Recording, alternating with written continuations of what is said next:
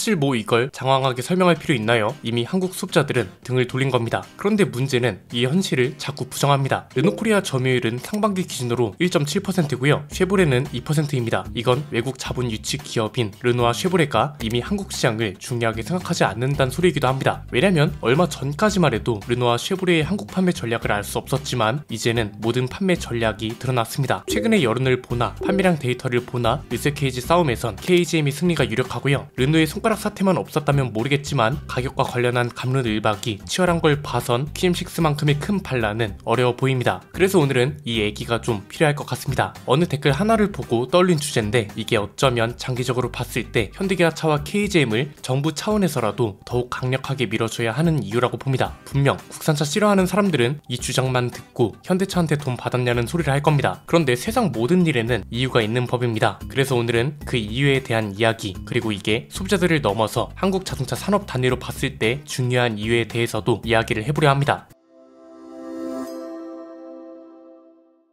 참 안타까운 겁니다. SKG라 불리는 세 기업 모두가 힘을 써주고 좋은 선택지를 출시해줬으면 하는 바람이 컸거든요. 단순히 브랜드 선호도를 떠나서 르노와 쉐보레 같이 한국에 진출해 있는 외국 자본 기업이 잘 되면 결과적으로 한국 자동차 산업 자체가 발전하는 거니까요. 그런데 뭐 어쩌겠어요. 르노와 쉐보레는 현재로선 그런 의지가 잘 안 보이는걸요. 최근에 댓글창을 쭉 보면서 다른 관점 하나를 추가해볼 필요가 있겠다는 생각을 했습니다. 제가 사회생활을 하면서 주변에 절대로 안 두는 유형이 하나 있습니다. 예컨대 어떤 현상에 대해 열변을 토해요. 그런데 너무 1차원적이고 단순하게 결론을 내린다는 거죠. 댓글로 치면 그래도 살 사람은 산다니까, 이미 다 아는 내용인데 뭐 그리 장황하게 얘기하냐, 이런 겁니다. 그렇게 따지면 축구 해설은 왜 해주고 올림픽 중계는 왜 하나요? 본인이 알고 있는 내용이라 해서 그 정보가 필요 없는 것이라고 단정 짓는 것만큼 한심한 게 없다고 봅니다. 배움에 누가 끝이 있다고 하나요? 누군가한테는 그 정보가 필요할 수 있고 본인이 안다고 해서 모두가 안다고 일반화시키는 것만큼 위험하고 꽉 막힌 발상이 없습니다. 저는 적어도 주변에 이런 사람을 안 두려고 노력하고요. 통계상 국산차 브랜드로 잡히는 회사들의 판매 전략이 모두 드러났습니다. 현대기아차는 워낙 소식이 자주 나오고 있을 뿐 아니라 점유율 90% 이상을 가져가고 있기 때문에 오늘 굳이 언급할 필요는 없을 것 같습니다. KGM은 가성비 전략을 밀고 가면서 소통 전략을 다시 한번 잡아가려고 하고 있습니다. 가격 정책은 특히 경쟁 브랜드에 비해서 사치스러운 옵션은 부족할 수 있어도 그만큼 저렴하게 살 수 있다는 선택지를 제공하고 이걸 틈새 시장으로 노리려는 것 같습니다. 그리고 그로 인해 생기는 부족함은 한국적인 디자인 요소 같은 걸로 커버하려고 하는 것 같죠. 르노는 손가락 사태를 배제하고 보자면 가성비보다도 기본 사양이 탄탄하다는 점을 어필하려 하고 있습니다. 가격 차이는 소렌토와 많이 나지 않아도 트림별 기본 사양이 탄탄하기 때문에 괜찮다, 뭐 이런 쪽으로 기울고 있는 거죠. 그런데 사실 소렌토뿐만 아니라 산타페도 요즘은 기본 사양이 워낙 좋게 나오고 옵션 없이도 충분히 탈 수 있는 수준이라 이게 얼마나 먹힐지는 잘 모르겠습니다. 그 다음은 쉐보레인데 국내 판매 전략만 놓고 본다면 가장 문제가 많다고 할 수 있습니다. 대중 브랜드인데 어느 순간 프리미엄 전략을 적극적으로 펼치기 시작했고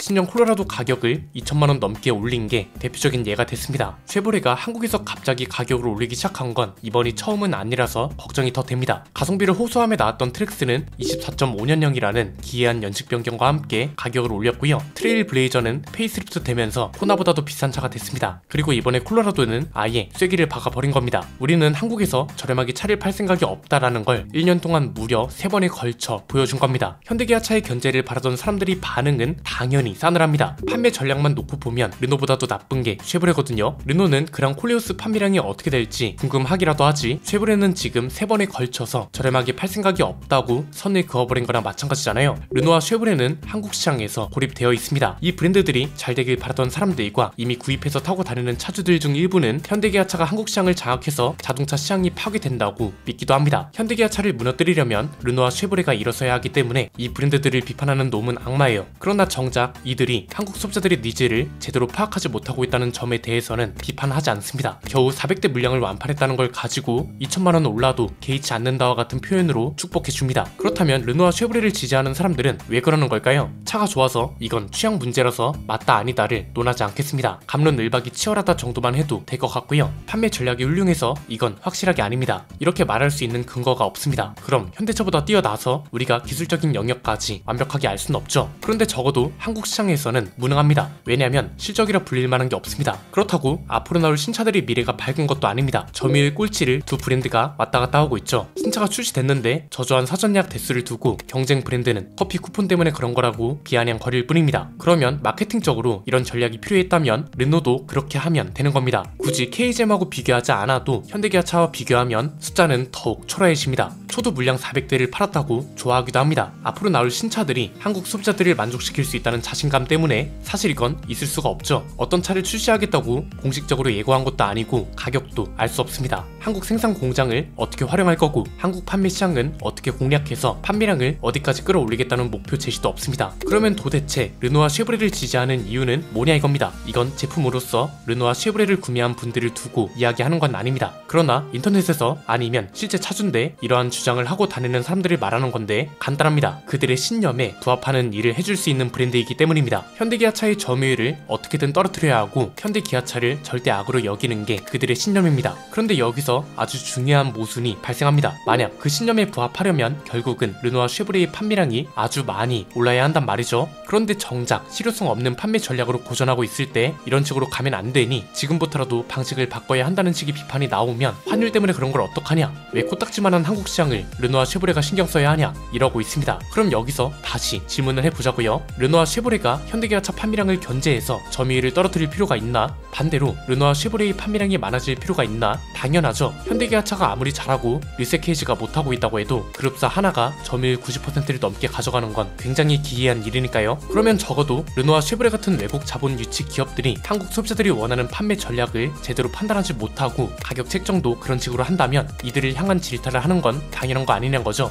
왜 소비자들이 환율과 기업 사정까지 봐주면서 기업이 물건을 2천만 원이나 비싸게 판다는 걸 이해해줘야 하죠. 쉐보레는 수입차라서 비싼 거라는 말도 합니다. 그럼 그 전에는 왜 저렴하게 팔았으며 한국에서 잘 팔리는 수입차 회사 중에 어떤 차 하나가 풀체인지 됐다는 이유 하나만으로 2천만 원 넘게 가격을 올린 사례가 지금까지 있었나요? 여러 해에 걸쳐서 그런 것도 아니고 그것도 대중 브랜드에서 말입니다. 그리고 그들 주장대로라면 한국에 매달릴 필요가 없는데 왜 자꾸 신차를 출시하죠? 단순 재고떨이라고 하기엔 리스크와 기회 비용이 너무 크지 않나요? 물류 비용부터 시작해서 마케팅 비용에 모델별 운영 관리비, 전략 기획 컨설팅 비용 등등 신차 하나를 출시할 때 들어가는 비용은 어마어마합니다. 꽤 오랫동안 난제였던 것 중 하나인데 저는 그냥 새로운 시각 하나가 추가되면 된다고 봅니다. 어느 쪽에 있는 사람이든 한국 자동차 산업이 건강하게 성장하는 걸 원할 겁니다. 그런데 이미 외국 자본 유치 기업인 르노와 쉐보레는 한국 판매 시장을 적극적으로 대하지 않는다는 사실을 판매량과 가격 정책에서 보여주고 있습니다. 100명 중에 한두 명꼴로 산다는 건, 그리고 이 상황에서도 극적인 변화가 없다는 건 바뀔 생각이 없다는 겁니다. 저는 이런 걸 복귀하면서 처음으로 1차원적인 댓글에 공감을 하기 시작했습니다. 그래도 살 사람은 산다, 한국 시장에 매달릴 필요가 없다, 즉 쉐보레와 르노는 살 사람만 산다는 거고 한국 시장에 적극적으로 신차를 도입할 필요도 없다는 소리입니다. 그럼 여기서 또 하나 질문을 하면 왜 우리나라 소비자들이 이 브랜드들을 응원해줘야 하죠? 차라리 그럴 바에 현대기아차와 KGM을 밀어주는 게 맞지 않나요? 이건 단순하게 브랜드 호불호를 따질 문제가 아닌 게 현대기아차와 KGM한테도 과제라는 게 있습니다. 현대기아차는 뭐가 됐든 뉴스에서 나오는 불안한 소식들을 종식시킬 필요가 있습니다. 가장 대표적인 게 최근에는 급발진 의심 사고 내지는 페달 오인 사고라고 보는데요.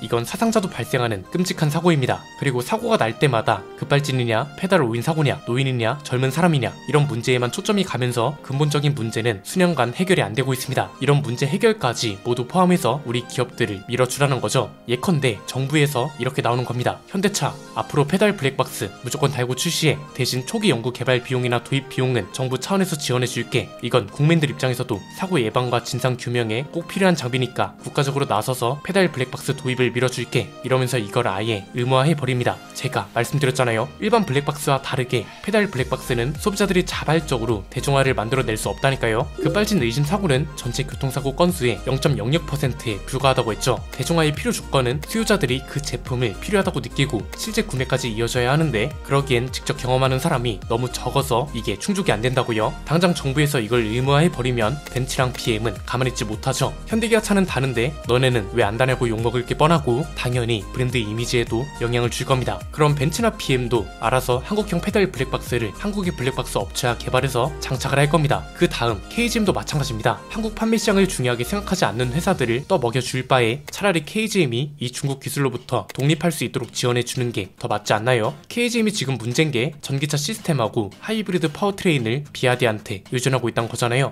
이렇게 되면 수출도 힘들어집니다. 차라리 아예 순수 국내 브랜드한테 지원을 대폭 늘려주고 기술 자사화 같은 걸 도와주라 이겁니다. 우리나라 그런 거 잘하잖아요. 한국형 기업 상생 정책이라고 하면서 현대차그룹 같은 글로벌 기업들도 이런 사업에 참여하도록 하는 거죠. 이게 없으면 너무 악순환인 게 LG 엔솔 같은 배터리 기업들이 왜 KGM하고 공급 계약을 안 하겠어요? 물량이 너무 적으니까 선뜻 나서기가 어려운 겁니다. 결국 내수 판매량도 늘어나고 수출량도 늘어나야 선순환 구조가 만들어지는 거고, 이렇게 되려면 기술 자사화와 상품성 강화를 빠르게 할 수 있도록 해줘야 한다는 겁니다. 사실 그동안은 르노와 쉐보레가 외국 자본 유치 기업임에도 불구하고 각 지역마다 생산 공장도 있고 여기에 종사하는 우리 국민들이 너무 많아서 이런 걸 잘 해야 한다, 저런 거 잘 해야 한다, 굉장히 많은 말들을 했습니다. 그런데 회사가 바뀔 의지를 안 보여주잖아요. 아직 올해가 5개월 정도 남아서 확언하긴 어렵지만 오늘 이 영상을 만드는 시점에는 르노와 쉐보레가 기적처럼 변할 가능성은 없어 보입니다. 미국, 유럽, 중국 너도 나도 자국 기술을 보호하고 키우려 하고 있습니다. 그런데 글로벌 자동차 기업식이나 보유하고 있는 한국이 이런 걸 하지 말란 법 있냐 이거죠. 지방에 꼭 르노와 쉐보레만 공장이 있어야 한다는 법 있나요? 현대기아차가 더 지을 수도 있는 거고요. KGM이 더 지을 수도 있는 겁니다. 당장 르노랑 쉐보레를 지지하는 사람들도 한국 시장이 코딱지만한데 뭐하러 신경 쓰냐 하고 살 사람은 산다면서 국내 소비자들 대다수가 원하는 판매 전략도 필요 없다고 하잖아요. 그럼 반대로 이걸 잘하고 있는 회사, 잘 하려고 노력하는 회사, 그 중에서도 우리 기업 위주로 밀어주는 게 맞다고 보는 거죠. 이렇게 되면 결과적으로는 자동차 산업 자체는 발전을 하는 거라서 나중에 르노나 쉐보레 말고도 테슬라나 BMW 같은 다른 글로벌 기업들이 한국에 공장을 지을 수 있는 겁니다. 인건비는 분리할 수 있어도 FTA라는 정치 외교적 이점이 분명하니까요. 그러니까 각 브랜드마다 선호도를 따지는 것보다도 한국 자동차 산업이라는 큰 그림을 봤을 때는 그렇다는 거죠.